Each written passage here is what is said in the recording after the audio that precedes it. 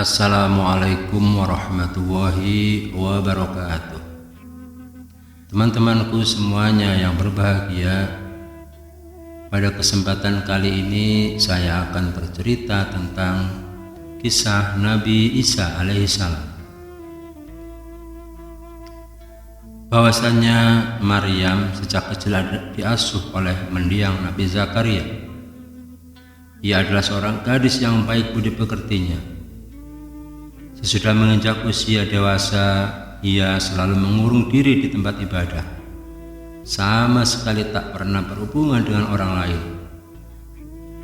Pada suatu hari, Nabi Zakaria menengok Maryam di tempatnya.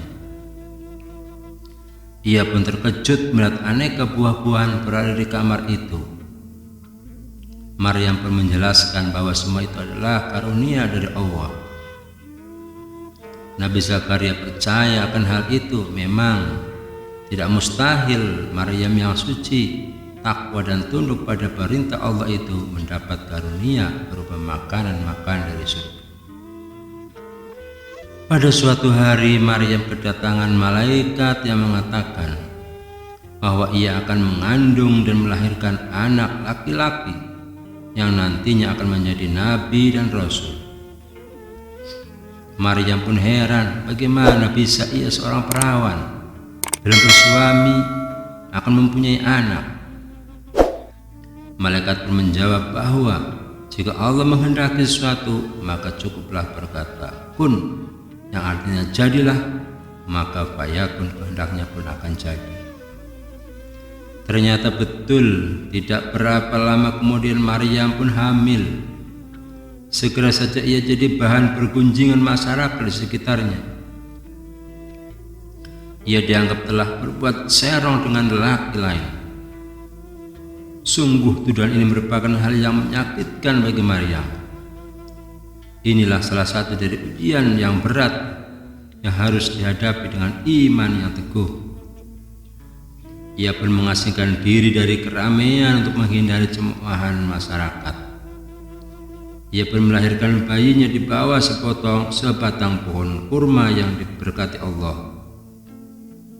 Bayinya pun lahir dengan selamat. Sesudah kesehatannya pulih, Maryam pun kembali ke rumahnya dengan membawa bayinya itu. Berbagai pendapat dan tuduhan ditujukan kepada Maryam. Bagaimana ia seorang perawan yang tekun beribadah bisa mempunyai seorang anak? Tanyakanlah pada bayi itu sendiri, kata Maryam, menjawab pertanyaan orang-orang yang ada di sekelilingnya. Walau merasa ragu dan menganggap Maryam tak waras, mereka bertanya pula kepada Isa, anak Maryam yang masih bayi itu. Tak disangka dan tak diduga, Isa yang masih bayi itu bisa menjawab atas kehendak Allah. Aku adalah hamba Allah. Akan diturunkan kepadaku kitab Injil. Allah telah memilihku menjadi seorang nabi, menjadikanku orang yang mendatangkan berkah dan mengajarkan kebaikan, memerintahkanku untuk mendirikan sholat dan membayar zakat selama hidupku, berbuat baik kepada orang tuaku. Aku tidak sombong pada orang lain dan tidak tenggelam dalam maksiat. Allah memberiku keselamatan pada hari lahirku dan kematianku, dan juga pada hari kebangkitan di hari kiamat nanti. Dengan demikian yakinlah mereka bahwa Maryam memang suci bersih dari tuduhan mereka selama ini.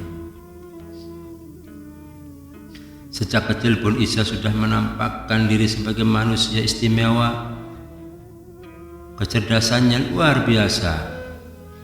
Dan pada umur 30 tahun ia diangkat sebagai nabi dan rasul. Sebelum itu telah diajarkan kepadanya Taurat dan Injil. Dengan diangkatnya sebagai rasul, maka mulailah ia menyebarkan agama Islam kepada kaumnya, menyerukan kaum Yahudi dan orang-orang Israel untuk kembali kepada Allah, menyadarkan kesesatan mereka yang telah berani merubah kitab Taurat peninggalan Nabi Musa. Salah satu ajaran Nabi Isa adalah kabar tentang adanya Nabi sesudahnya, yaitu Ahmad atau Muhammad. Hal ini tersebut telah dalam Al-Quran surat Al-Ansab ayat 6. Sesungguhnya aku adalah utusan Allah kepadamu, membenarkan kitab sebelumku yaitu Taurat dan memberi kabar gembira dengan datangnya seorang Rasul yang akan datang sesudahku yaitu Ahmad atau Muhammad. Yaitu para sahabat Nabi Isa dan murid-murid yang dekat mereka inilah yang meneruskan dan menyebarkan ajaran Nabi Isa kepada kaumnya. Kedatangan Nabi Isa dengan ajarannya yang bersih dan benar telah membuat tokoh-tokoh agama dari kalangan rahib Bani Israel terancam kedudukannya. Maka mereka minta bukti kebenaran beliau selaku utusan Allah. Maka Allah memberikan mukjizat kepada Nabi Isa untuk menguatkan ajarannya, antara lain Nabi Isa membuat mainan burung dari tanah liat. Setelah ditiup, burung itu hidup dan bisa terbang atas izin Allah. Beliau dapat menyembuhkan orang buta. Beliau juga dapat menyembuhkan orang yang terkena sakit sopak dan dapat pula menghidupkan orang yang sudah mati. Dan bisa menceritakan jenis makanan yang dimakan orang-orang yang di rumah mereka dan juga makanan mereka yang tersimpan.